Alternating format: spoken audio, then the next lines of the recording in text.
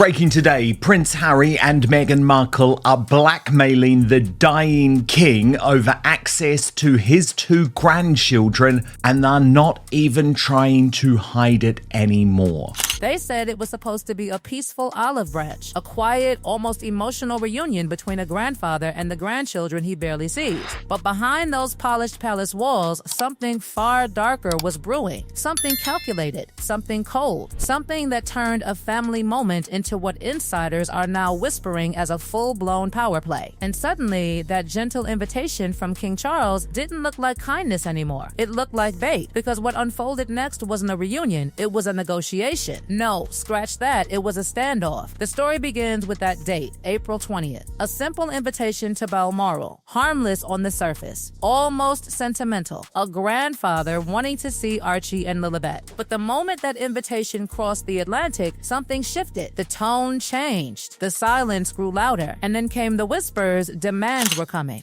And not small ones. Behind closed doors, throughout March 2026, a quiet exchange of documents turned into something explosive. A 15-page list. Not suggestions, not requests. Conditions. Each line sharper than the last. Each clause raising a bigger question. Was this about family or leverage? Because suddenly the narrative twisted. It wasn't about a visit anymore. It was about security. Full diplomatic-grade protection. No compromise. No middle ground. And the message, though never spoken outright, hung heavy in the air like a threat you can feel but not hear. No security, no children. And just like that, everything changed. To the outside world, it sounded reasonable. Safety. Protection. Of course a parent would want that. But inside the palace, the reaction wasn't sympathy, it was alarm. Because this wasn't just about bodyguards, this was about forcing the king into a position that could shake the entire system. Override government decisions, rewrite rules, bend the Constitution itself. And suddenly, the question wasn't can he agree? It became what happens if he does? But that was only the beginning. Because while the public argued about security, something else slipped through quietly, something far more strategic. That 15-page document wasn't just about safety. It was about control. Control over identity, over titles, over future power. One demand stood out like a flashing red warning light. The children's passports. Not just names, not just documentation. Titles. Prince and princess pushed to the forefront, embedded in a way that wasn't just symbolic, it was permanent, official, recognized across borders. To most people, that might sound like pride, status, tradition, but insiders saw something else, a brand. Because once those titles are locked into official identity, they don't just travel, they sell, they market, they become something bigger than family, something global, something commercial. And suddenly, a passport becomes more than a document, it becomes a gateway. And that's when the whispers turned into outrage. Because now the question wasn't just about children visiting their grandfather, it became something much sharper. Are these titles being protected or positioned? And then came the number that made even seasoned insiders pause. £20 million. Not a rumor, not speculation, a demand, a trust fund, framed carefully, delicately as compensation. Compensation for what was described as a lost birthright, lost security, lost opportunity. But beneath that polished explanation, something didn't sit right, because compensation implies damage, and damage implies blame.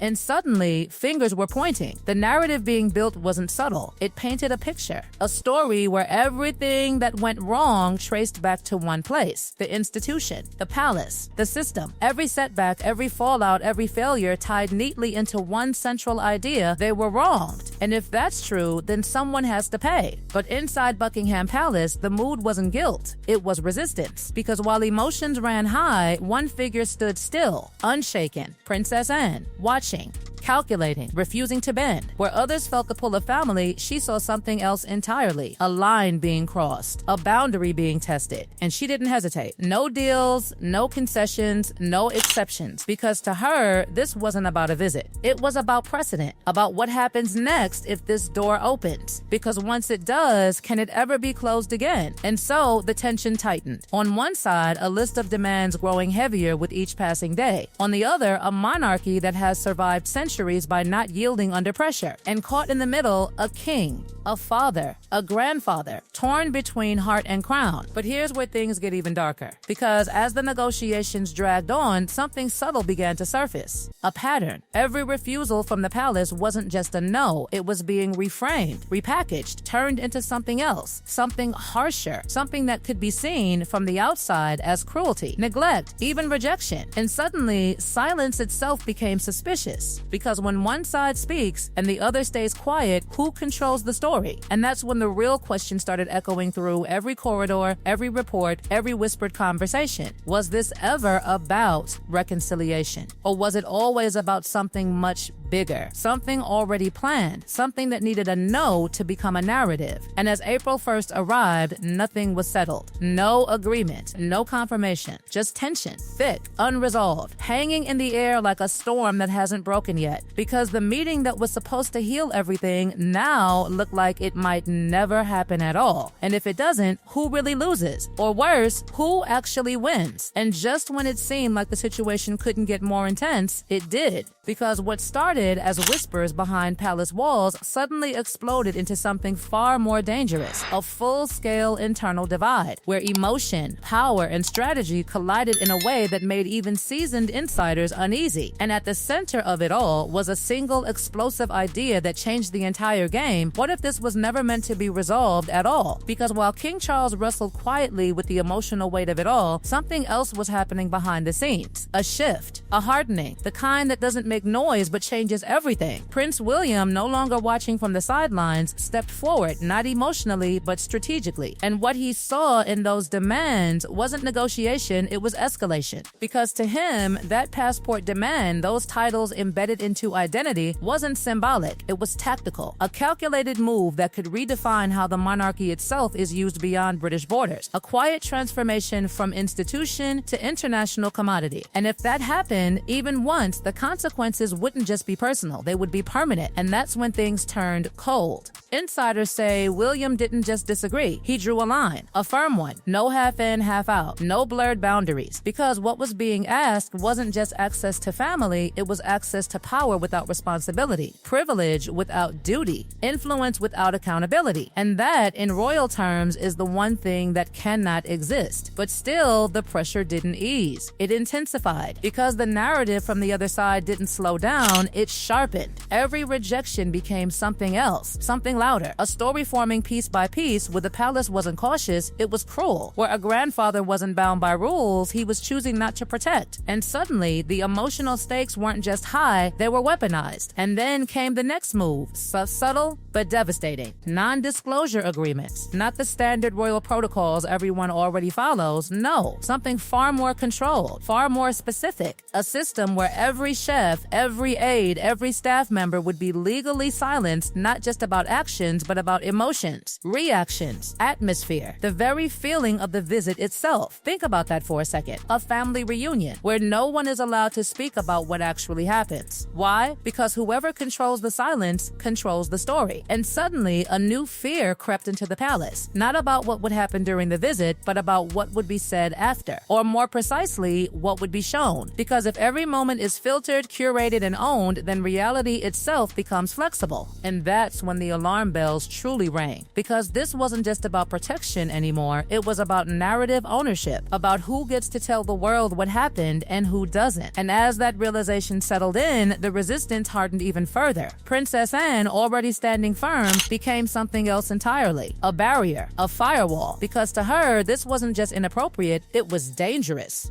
A direct challenge to the structure that holds everything together. Because if staff begin signing private contracts outside the crown's authority, then loyalty itself becomes negotiable. And that, in a system built on duty, is unacceptable. So the answer was immediate, clear, unshaken. No NDAs, no private control, no bending of the rules. And with that single refusal, something snapped. Because now every major demand had been rejected. Security, titles, trust fund, control, one by one denied. And what was left wasn't negotiation anymore. It was a deadlock, a complete standstill. And yet the story didn't end there, because while the palace stood firm, the narrative outside began to shift again, quietly, carefully, a different tone, a different angle. The idea of a stingy king began to circulate, a grandfather who could fund grand ceremonies, lavish estates, global appearances, but wouldn't provide what was being framed as basic safety for his own grandchildren. And just like that, perception started to split. Because here's the thing about silence, it leaves space. And in that space, stories grow.